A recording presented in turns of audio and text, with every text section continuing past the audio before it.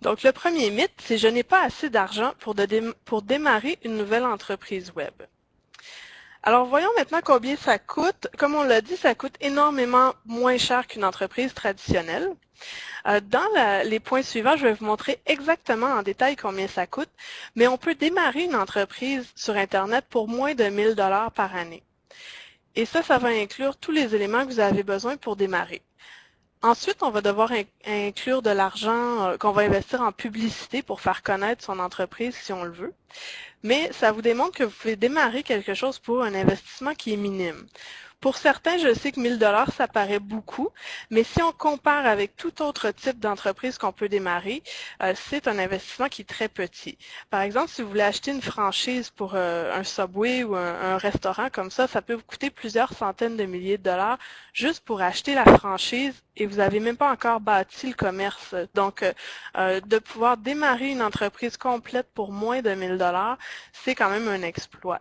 Donc, cet élément-là ne devrait jamais vous freiner pour démarrer votre entreprise web. Si vous n'avez pas l'argent en ce moment pour le faire, donnez-vous comme objectif de le cumuler et une fois que vous aurez atteint peut-être un 1000 $ ou un 500 $ de côté, vous pourrez commencer votre entreprise. Deuxième chose que j'entends très souvent, c'est qu'on me dit « j'ai aucune expertise, donc je ne suis pas spécialisée dans rien ». Et ça, c'est tellement faux quand on prend le temps d'y penser. Premièrement, on a tous une passion ou des connaissances dans un sujet quelconque qu'on peut convertir en entreprise web éventuellement. C'est la beauté du travail sur Internet, c'est qu'on peut gagner notre vie en parlant de ce qu'on aime. Donc, si vous êtes un collectionneur de cartes de hockey, si vous êtes quelqu'un qui fait beaucoup de scrapbooking, si vous êtes quelqu'un qui a une passion des voitures anciennes, il y a toujours moyen de convertir ces connaissances-là et cette passion-là en une entreprise Internet qui va générer des revenus. L'autre élément qu'il faut savoir, c'est qu'on n'a pas besoin d'être un expert dès le départ. Quand j'ai commencé sur Internet, j'y connaissais absolument rien. J'avais des connaissances de base en marketing que j'ai appris à l'université, mais c'est souvent des connaissances qui sont très généralistes, donc qui ne sont pas applicables facilement sur le terrain. Et j'ai appris au fil du temps ce que je voulais pour arriver à devenir un expert dans le domaine. Donc, c'est la même chose pour vous. Ce qu'il faut comprendre, c'est qu'on devient un expert pour quelqu'un d'autre à partir du moment où on en sait plus que lui. Et si vous prenez le temps de vous former, dans d'un an, 2 ans, 3 ans, vous pouvez devenir un expert dans votre domaine. Il s'agit de lire le plus possible, d'apprendre le plus qu'on peut, et on devient un expert aux yeux des autres à ce moment-là. Ce qui est vraiment important pour une entreprise Internet, c'est de savoir évaluer une idée. C'est ce que vous allez devoir apprendre à faire. Et si vous apprenez à évaluer le potentiel de rentabilité d'une idée, c'est ce qui va vous aider le plus ensuite à démarrer quelque chose qui a du potentiel. Si au départ, vous n'apprenez pas à évaluer les idées, c'est là que vous allez peut-être avoir plus de difficultés parce que vous allez créer des entreprises ou des projets sur Internet qui vont être très difficiles à rentabiliser.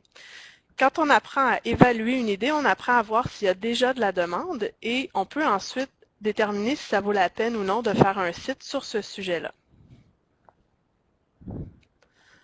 Troisième mythe, il y a déjà quelqu'un qui fait ce que je veux faire, alors c'est inutile d'essayer de faire compétition.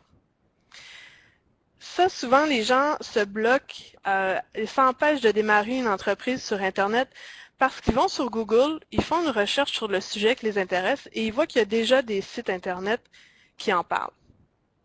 Il faut vraiment changer son mode de pensée par rapport à ça et il faut se dire que la compétition, ça veut dire premièrement que c'est probablement un marché qui est très intéressant parce qu'il y a déjà des gens qui font de l'argent dans ce domaine-là. Il faut se dire aussi qu'il est toujours possible de faire mieux que ce qu'il y a déjà sur le marché. Et il faut se dire aussi que la compétition en français, elle est minime. Donc, on peut prendre un exemple traditionnel. Il y a des pharmacies à tous les coins de rue au Québec et ça ne les empêche pas de vivre. Chacune trouve son territoire, sa niche, son angle particulier qui fait qu'ils vont tous chercher une clientèle. Donc, c'est important d'arrêter de voir la compétition comme quelque chose de méchant et de dangereux. La compétition, ça veut dire qu'il y a déjà de l'argent qui se fait dans ce domaine-là.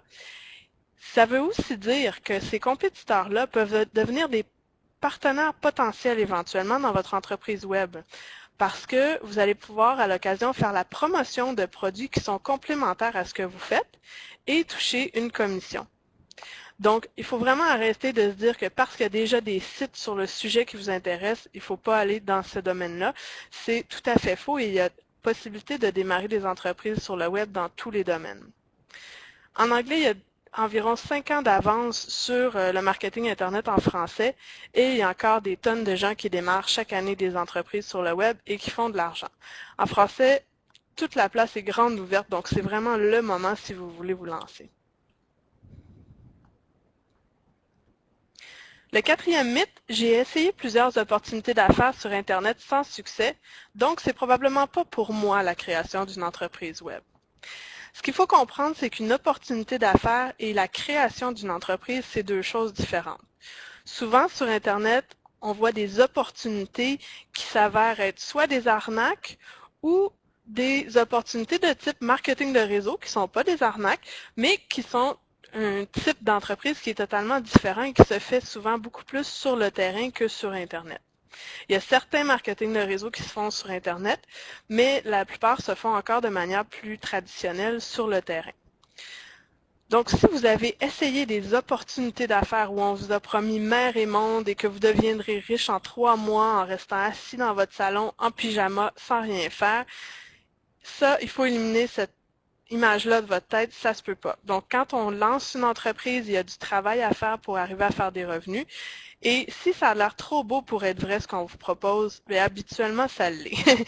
Donc, il faut savoir départager ce qui est une vraie création d'entreprise et ce qui est une opportunité qui est soit de l'arnaque, de la fraude, ou qui est une autre forme d'opportunité, mais qui n'est pas nécessairement une entreprise web. Et le cinquième mythe, on a seulement à créer un site Internet et on est assuré d'être vu par les internautes. Donc, quand on fait un site web, il faut ensuite le faire connaître. Donc, le travail d'entrepreneur web ne s'arrête pas seulement à la création du site Internet, il va falloir pousser un peu plus loin et aller aussi faire connaître ce site-là par la suite. Ça, c'est pas tellement différent d'une entreprise traditionnelle, en ce sens que si vous créez un produit, après, il faut le faire connaître parce que si vous laissez ce produit-là dans votre commerce et que personne vient voir votre commerce, il n'y a personne qui va acheter votre produit. Donc, sur Internet, c'est le même principe. Votre site web, c'est l'endroit où se trouve votre produit et vous devez apprendre après à générer du trafic, donc à amener des gens qui vont venir visiter votre site Internet. Donc, voyons maintenant les coûts réels d'une entreprise web.